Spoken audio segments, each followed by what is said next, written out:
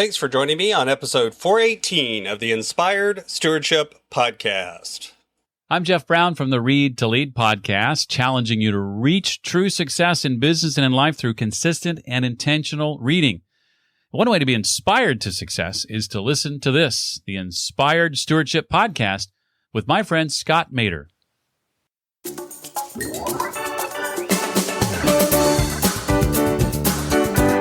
And then that miscommunication becomes even bigger of an issue. It may even lead to sometimes people losing their jobs or doing other things that are serious repercussions, all because at a fundamental level, there were differences in their orientation around task and people. Welcome and thank you for joining us on the Inspired Stewardship Podcast. If you truly desire to become the person who God wants you to be, then you must learn to use your time, your talent, and your treasures for your true calling. In the Inspired Stewardship Podcast, you will learn to invest in yourself, invest in others, and develop your influence so that you can impact the world.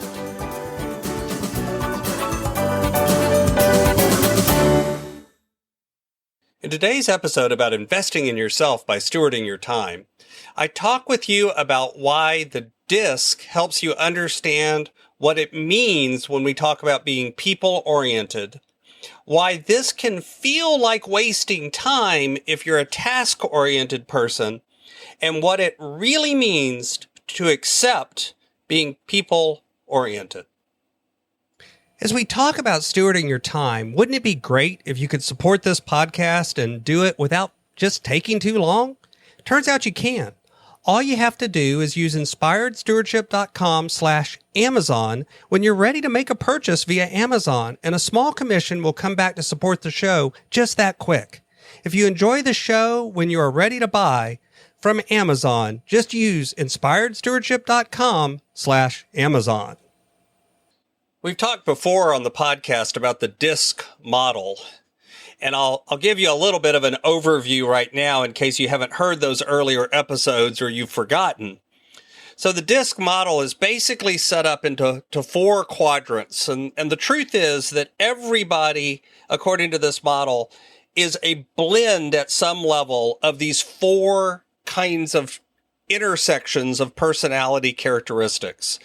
The truth is nobody's purely one of these letters, but for simplification, it's divided into four quadrants of the D, the I, the S, and the C. So if you picture an old-fashioned coordinate plane, the XY thing that you used to use in geometry back in high school, and if you think about the up and down component, the Y-axis, at the top is the word outgoing, and at the bottom is the word reserved. Now, to be clear, this isn't introvert and extrovert. This is about energy. This is kind of the flow of energy within your conversation, within your relationships, within your communication, within your day. Outgoing is a high energy person that is really moving quickly and interested in just moving from thing to thing, person to person, task to task. High energy. Reserved is a little calmer, a little lower energy. Not necessarily slower, but just calmer, a little less of a run and gun through the day. On the x-axis, if you think about the left-hand side, that would be task-oriented, and the right-hand side is people-oriented. And that's really the component I want to think about today. A lot of times people hear this and they hear the question, are you more task-oriented or people-oriented? And one of two things happens. A lot of times people assume that people-oriented is somehow better because obviously you should be about people. And part of the reason that people hear that is the majority of people are actually people-oriented. So there's a little bit of this system or sense that people-oriented is somehow better. And it's really not a value statement. It's not a better or worse. It's just different. The truth is there are people whose orientation in the world is people-oriented first, and there are people whose orientation in the world is task-oriented first. Task-oriented people think first about what needs to get done. People-oriented people think about who is needed to get it done, or who do they get to do it with? See, people-oriented to task-oriented people often feels like somebody who's wasting time. The D and the C are more task-oriented on the DISC model, while the I and the S are more people-oriented. S is reserved and I is outgoing, D is outgoing, and C is reserved. So that's kind of why there's 4 quadrants like we talked about at the beginning. But what happens is when a task-oriented person is having to interact with a people-oriented person, a lot of times they feel like there's a lot of time wasting going on. The people-oriented people want to chit-chat. They want to get to know each other. They want to talk about their family. They want to talk about their kids. They want to talk about what's going on in their life. And the task-oriented person is over there going, stop talking and do something. Let's get something done. Let's achieve some forward progress on our task. And what happens because of this is a lot of times there's friction between these two groups of people. The task-oriented people feel like the people-oriented people are wasting time, and the people-oriented people feel like the task-oriented people are all cold and callous and not interested in people, and they just don't care. They're unemotional. It's all about the bottom line. And a lot of times what will happen is one or the other of these types will be in a position of hierarchy or power over somebody in the other type. And then that miscommunication becomes even bigger of an issue. It may even lead to sometimes people losing their jobs or doing other things that are serious repercussions, all because at a fundamental level, there were differences in their orientation around task and people. And it can feel like wasting time to a task-oriented person because all of that time talking about people isn't getting the task done. Here's the secret, though, task-oriented folks.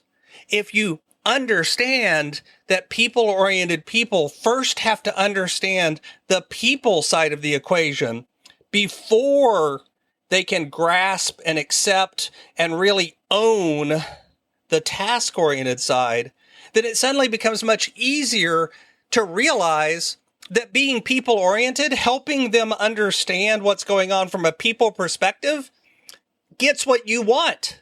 As a task-oriented person, what you want is for the task to get done and get done well.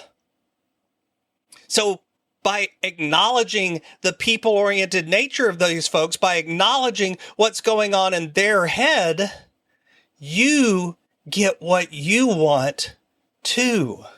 It's funny, but by actually understanding how people view the world and how people communicate, you can get much more effective in getting the tasks done, which is what you wanted in the first place. What it really means to be people-oriented, by the way, isn't that they're lazy. It isn't that they want to waste all their time chit-chatting and talking around the coffee pot and visiting about people before or instead of actually getting, quote, the work done.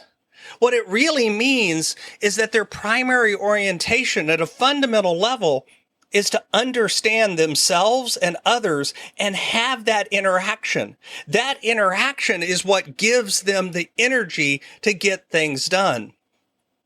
You know, I's are very interested in fun and energy. And so by putting them with people and allowing them to have some fun, they become more effective at getting things done. And the S-oriented people are very interested in nurturing and supporting and caring for other people. And so if you acknowledge that and you help them understand how doing what needs to be done takes care of the people they care about, then all of a sudden they become much more motivated and interested in getting things done. Back when I was a manager, see, I'm very task-oriented. I'm a DC.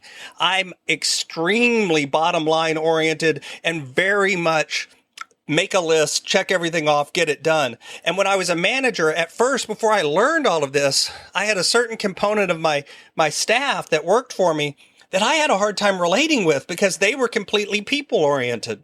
And it was like they were speaking German while I was speaking French. And eventually I learned some of this and began to observe and notice what was going on. And so I actually had an event on my calendar that said, go visit, and it had the names of people who were S-oriented people on my team.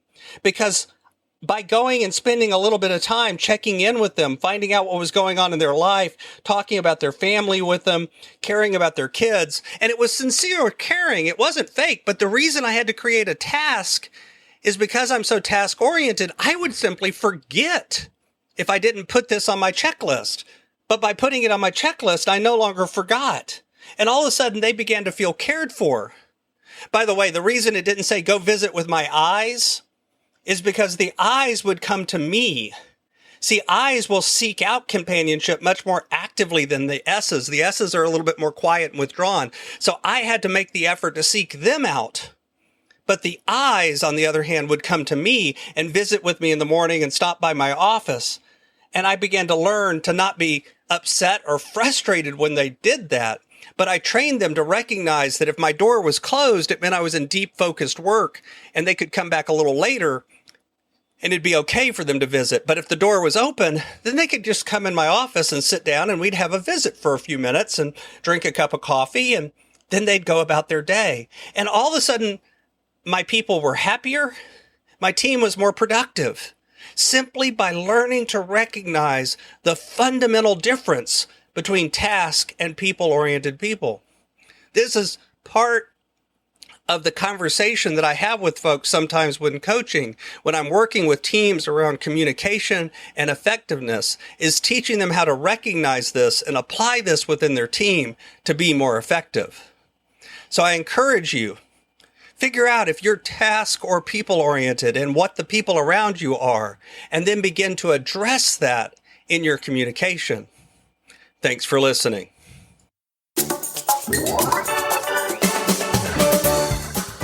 Thanks so much for listening to the Inspired Stewardship Podcast. As a subscriber and listener, we challenge you to not just sit back and passively listen, but act on what you've heard and find a way to live your calling. If you like this episode on the stewardship of time, be sure to sign up for our Stewardship of Time Tips series by going to inspiredstewardship.com/time or texting 44222 time tips, and that'll get you our best tips on stewarding your time. Until next time, invest your time, your talent, and your treasures. Develop your influence and impact the world.